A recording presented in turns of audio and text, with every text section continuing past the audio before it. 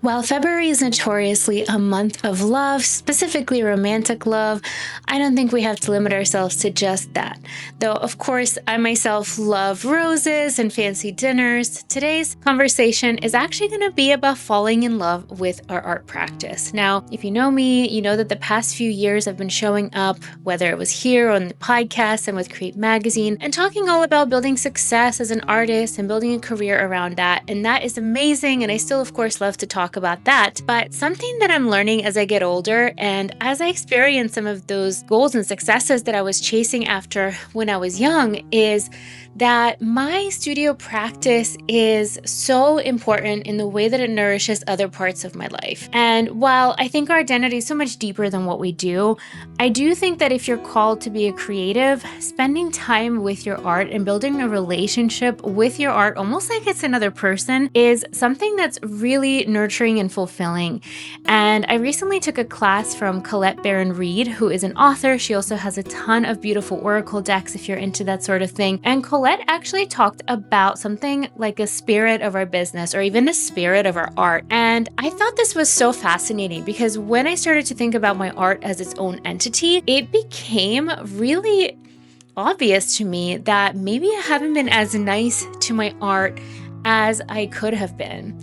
And so a few months ago, I was getting ready for a show and inexplicably, I felt this weird sense of dread. Like I didn't want to go paint, which once again is not like me. I love painting, I love drawing. Like that's literally all I want to do. And I couldn't figure out why. And upon reflecting, I realized that a lot of my life lately at the time was rushed. I was working on other people's deadlines and I realized I was really craving art for art's sake. And like I said, you might be like, well, Kat, like, you get to paint all day, but it's different when it's for you versus when it's for someone else. And don't get me wrong, I would rather work on art, whether it's for me or for someone else, over any other job. But it really got me thinking about how I want to set up my life going forward. And so I realized that I wanted to prioritize showing up in my little shed, which I'm in right now. It's my studio space. And I wanted to spend at least an hour here. And that started with doing a 100-day painting project, which I'm actually doing another round at the time of recording this. It also meant keeping a sketchbook, not rigid, like I have to sketch every day, but just for the sake of always feeling connected to this friend or this entity of what art is. And the same way I periodically check in with my girlfriend. I don't think she's going to be mad at me if I don't text her every single day, every waking moment of the day. That would be a little bit creepy and she'd be like, chill out. But I think our art really likes it when we stay in touch with it.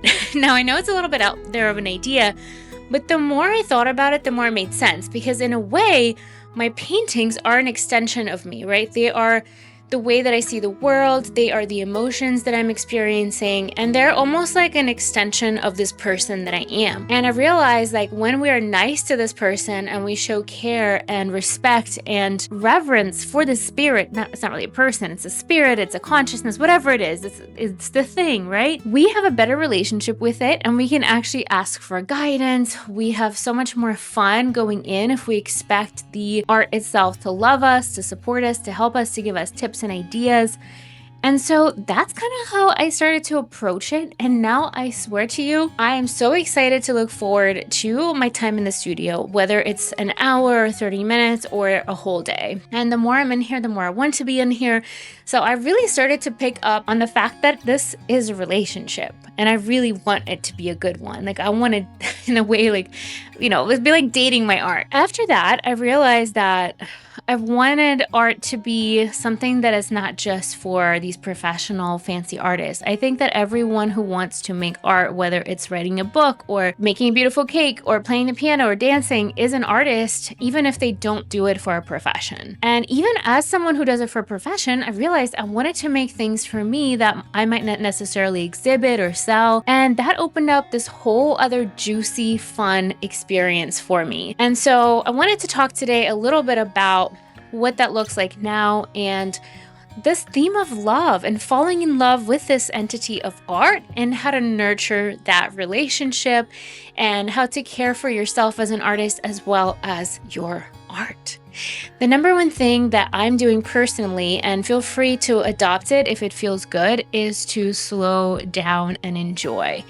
When we are in a friendship or relationship with someone, we like to take our time. We might go for a coffee and chit chat and really enjoy that person's presence. But sometimes in the studio, I notice that I might feel really rushed, or I feel like I need to move on to the next project. And ironically, when I slow down, and slowing down doesn't mean making less work or taking forever to finish something. Slowing down just means taking a pause, taking a breath, and really being fully there for whatever you're doing, whether it's 5 minutes or an hour. So slowing down and enjoying what you have, being in awe of the materials, the paintbrush, the canvas, the subject in front of you, right? Thinking about how amazing all of it is. For me, I also like to light some candles or burn incense or something nice to set the mood and enjoy the process. Number 2 is investing in materials, because for a while, especially when I first got started, I was very broke. So it makes total sense as to why I would do this.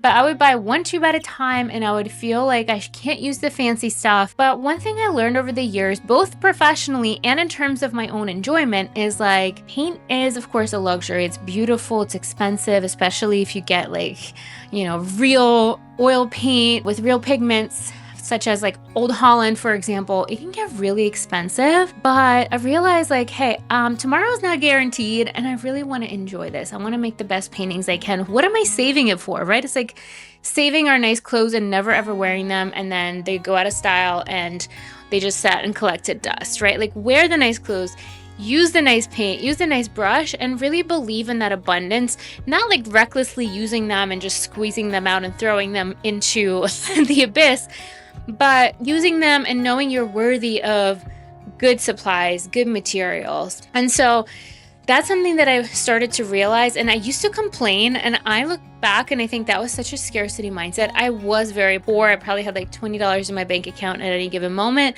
when I was in college. But I remember complaining like, oh my gosh, well, if you want me to paint bigger, it's going to take more paint and it's going to get expensive.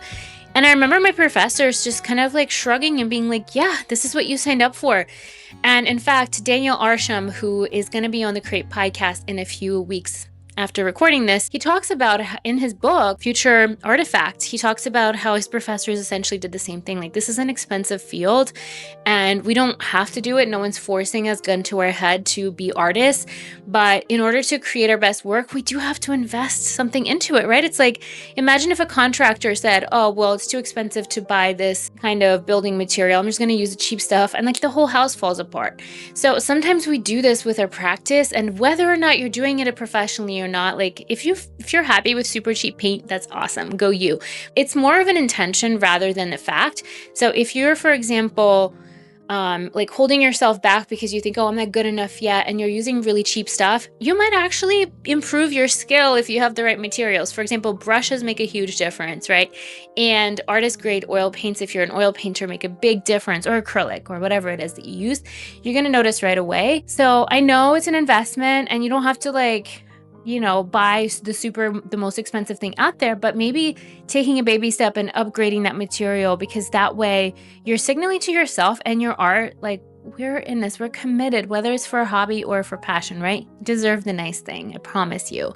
And trust me, I know when you're in a tough spot, when you don't have enough for food, I've been there too, maybe that's not the time to do it. But if you're listening to this and you're just saving money because, you'd rather spend it on, I don't know, going out to the bar, or I'm not saying that there's anything wrong with that, but we can always make adjustments in our life to accommodate for the thing we actually want to do, is what I'm saying. Make sure that what you're doing is enjoyable. Number 3 is looking at our practice from a holistic and long-term perspective. So one thing that I feel so much better about is I imagine myself when I'm 80 or 90 and I'm still painting. That to me calms me down. That to me makes me feel excited and peaceful, and I feel like I have more than enough time. Now, can I predict that I'm going to live that long? Absolutely not. But I want to say that I would rather live from that mindset, even if today is my last day on earth, because rushing, being anxious, forcing yourself to skip timelines, it's fine. I've done it before too, but it's not where it's at. I think being present in the moment and trusting, this is a big faith thing. Trusting that you have enough time to complete whatever art you're meant to complete on this earth is going to take so much anxiety off. Number four for me is allowing for hideous, horrible, lazy, and sloppy art. I know I just contradicted everything I said, but as I'm doing this 100-day challenge, once again, not every day do I have the energy or the focus to make a complete painting. Sometimes I do, and that's awesome, and I'm so grateful for those days. But my ADHD brain, or, if I'm not feeling well, it doesn't always allow that. And so I celebrate myself making piles and piles of bad art because I know that's how I get to the good art. And there's nothing to be emotional about. It's not an emotional thing. I used to get upset like, oh no, I ruined this canvas. Like, just paint over it. Wait till it dries, sand it down, recycle it, donate it, or just put it away. You might not even be that bad. You might look at it another day and be like, oh, that was actually interesting. Or you might find an interesting nugget in it. Same thing goes with writing. Not everything is a masterpiece. And in order to become masters, we need those 10,000 hours. And that does mean like a bunch of ugly stuff. Finally, number 5 is trusting that the love and the dedication, this video was about love when we first started, of our craft and of our practice is going to lead to success. It's inevitable. And I used to have it all backwards where I thought I needed to land like a gallery or a show before making the work. And that works too. For some people, that's how they get motivated and that's how they gain momentum. But what I learned in my life is that when I'm proud of what I'm doing, when I'm satisfied with my process and my work, I can't help but share it. I can't help but want to find and attract opportunities. And they happen out of the overflow of my love for my practice, not the other way around. Plus, it makes life so much sweeter when you're doing what you're in alignment with. And when people pay you for the things that you actually want to do, not what you think is going to pay you. I know that sounds a little bit ironic, but we do this all the time as artists. We're like, well, what's going to make me... I used to ask this question to my professors, and I'm so embarrassed looking back. Like, what should I paint that's going to make me successful? Like, if they knew that, they would be the richest people on earth, right? So we have to trust the vision that we have. We have to trust our own voice. And from that, and from enjoying the process, falling in love, building a relationship with our art as if it's an entity, then doors are going to open, people are going to come, sales are going to happen naturally. It's really beautiful. And the other day, I had a few sales and, I received the payment from one of my galleries within that week. And I thought to myself, like 15 years ago, that younger me would be so thrilled that this is happening. And thank God that she believed that it was possible, even though there's so many naysayers, there's so much negativity. And, my own self-doubt more than anything was a big obstacle. But it didn't happen the way that I thought. I was really into pushing and working hard and proving something. It happened because I just freaking fell in love with my process and I kept showing up even when nothing was happening. And so just as a reminder that love and devotion is so much more powerful than striving and forcing things. But I know there's a time for work and there's a time for meeting those deadlines, but I think for me right now in this season of my life, because I've done the hustle, because I've showed up and I've grinded away for years and years, I just want to enjoy this. I want to fill up my studio. I want to build a body of work that I'm proud of, both the work that I've been doing with interiors and still lifes and landscapes and some experimental stuff that I've never done before that I want to give a try. Thanks so much for watching. And if you're someone who's looking for accountability, painting tips, and you just want to have fun and paint, because honestly, that's all I want to do these days, I'm so excited to share that I have a new membership called Paint with Kat. And Paint with Kat is a monthly membership where you get one oil painting demo. You also receive an exercise or a prompt of some sort. Maybe it's a sketch or maybe it's some kind of fun technique to try, and a art history inspiration each month in the form of slides that you can implement into your own work. There's also a community chat area, and I'm keeping it super affordable. So if you want to become a founding member and join us, I would love to have you and paint together, because painting is so good for the soul. Thank you so much for watching, and I'll see you soon.